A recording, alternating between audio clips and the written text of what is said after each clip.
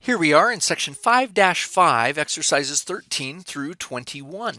We're still under the section where we are solving by factoring, which means we can't just solve it like we did normally. We have an x squared and an x which can never combine like terms, which we can't then get x by itself. So we found a new way of doing that, and that is getting everything equal to 0, which at least three of these, we're going to have to work on. So get it equal to 0. Then if we factor it, we are multiplying things to equal 0. And 0 is the best multiplication table to work with. So each piece can equal 0 and produce a solution. So here we are. Step number 1, get it equal to 0. Check. Step number 2, factor. Okay, is there a greatest common factor? Yeah. 4 comes out of this guy, 4, and we get x squared plus 4x plus 4. Good. And then what's left is 1, 2, 3 terms. 3 terms, trinomial, leading coefficient 1. And, oh good, then there's 4. What adds to, times is to 4? And adds to 4 is that one right there. So we get x plus 2. Oh, this is a perfect square. X plus 2 times x plus 2. We'll go ahead and write it out this way so we can see what happens when each piece equals 0. So now it's factored. 4 equals 0. That's the first piece. That does not produce an answer. It doesn't have an x in it at all. Here we have x plus 2 equals 0. And so that would give us x equals a negative 2. Notice this one will give us the same thing. So this guy actually happens. I'm going to write this. It's not really necessary, but x equals a negative 2 happens twice. It's called a double root and goes along with our suggestion that the degree of the polynomial provides us with how many answers we're supposed to get. And it is 2. They just happen to be the same number. Number 14. Y squared minus 16 equals 0. Step number 1, get it equal to 0. Step number 2, factor it. Is there a greatest common factor? No. How many terms? 1, 2. Oh, it's a special case. There's a minus sign in here. That's subtraction. And y squared is a perfect square. 16 is a perfect square. So this is a difference or subtraction of squares. So square root of 16, square root of y squared. So this is y minus 4 and y plus 4. And yeah, it's just things that times to negative 16 with no middle term, they add to 0. So set each piece equal to 0. Y minus 4 equals 0 will give us y equals 4, positive 4. And then in slow motion, y plus 4 equals 0. Subtract 4 over there and you get y equals a negative 4. So you get those two answers. Number 15. Ooh, we're equal to 0. Check. Step number 2, factor. So we got to go into how we factor this. Is there a greatest common factor? There is not. We got 1, 2, 3, 4 terms, so we're going to be grouping. We're going to take an x squared out of this side, and when we do that, we're left with x plus 3. And out of the other half, we're going to take a minus 4, and we're left with x minus 3. Okay, so if we take that x plus 3 out, we're left with x squared. Oops, let's get that color changed. Okay, so we got this x squared minus 4. Now notice at this point, this guy, this factors again. This is a difference of squares. So this is an x plus 2, x minus 2. And then x plus 3 is over out in front right there. Now this is all equal to 0. Wow, we got 3 factors. So now set each one equal to 0. When you say x minus 2 equals 0, then you add 2 to both sides, you get x equals 2. X plus 2 equals 0, subtract 2, and you get x equals a negative 2. And x plus 3 equals 0. Subtract 3 from both sides. I'll do this in slow motion here. X equals a negative 3. So here are the 3 solutions. Notice we're at a third degree polynomial. 3 solutions to this equation. Number 16. Get it equal to 0. Oh, we're not equal to 0. Quick, add 35 to both sides. Yes, so we got x squared minus 14x plus 49 equals 0. Great, now we can factor. Greatest common factor? Nope. 3 terms, trinomial leading coefficient 1. So 49 could be a 1 and a 49 or a 7 and a 7.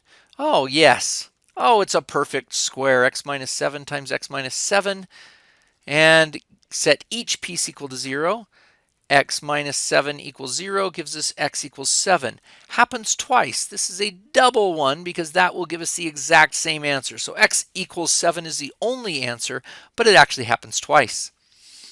All right, number 17. Get it equal to 0, check.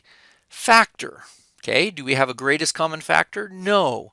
2 terms, so we're looking for a difference of squares. So yeah, if you did a square root of that, that's a 13. This is going to be x plus 13, x minus 13, and this will give us the 2 answers. X equals a negative 13, and this one, x equals a positive 13. Oh, that one was kind of a short one. That's refreshing every once in a while. Number 18, get it equal to 0. Step number 1, subtract 25, subtract 25.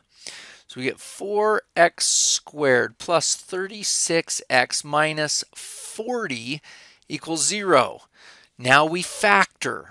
Is there a greatest common factor? There is. Pull that 4 right out and you get x squared plus 9x minus 10 equals 0. With what's left, how many terms? 1, 2, 3. 3 terms.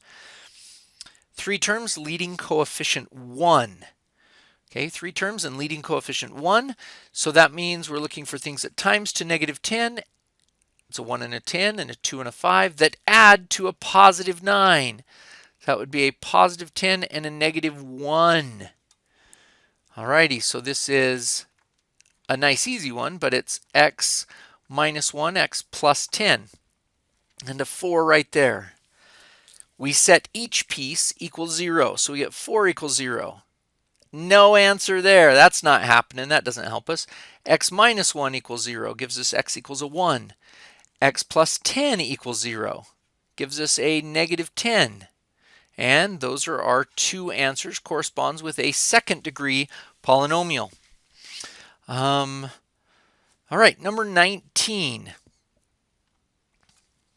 Get it equal to 0. We got to subtract 3x from both sides. So we get 3x squared minus 3x minus 36 equals 0. Good, got it equal to 0, check. Now, what's next? Oh, factor it. Is there a greatest common factor? Looks like that 3 can come out. We get x squared minus 1x minus 12. All right, now we got to keep factoring this. That's a 1, 2, 3 trinomial with the leading coefficient 1.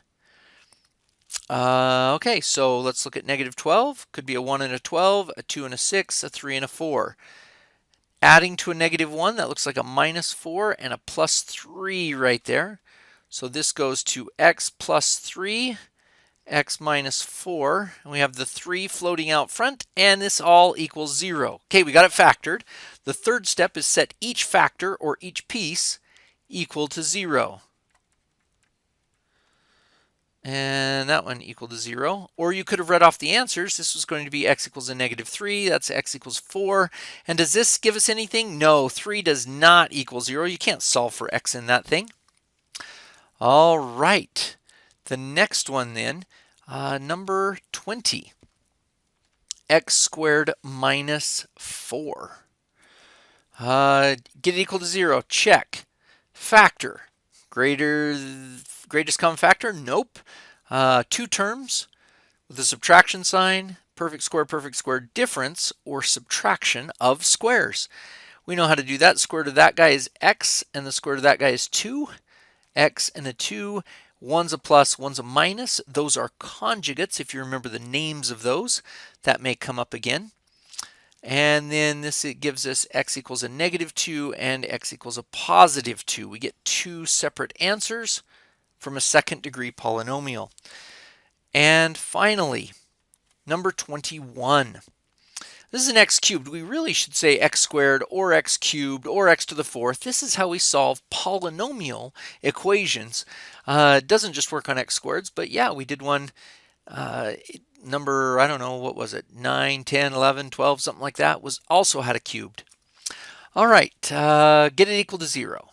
Check. Step 1 done. Step 2, factor. So pull out the greatest common factor. In this case would be, that's got a 4 and an 11. Yeah, 4 looks like the best one. 4 and an x. Then that leaves us 6x squared minus 11x plus 4. Okay. What's left is a trinomial, 3 terms, and the leading coefficient is not 1. And it's not a perfect square, so we're going to have to do the AC method. 6 times 4 is 24.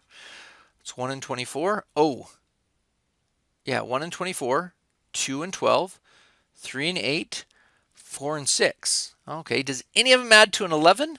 Well, 3 and 8 do, but it's a negative 11, so it's a negative 3 and a negative 8. Let's double check, see if we're not being fooled here.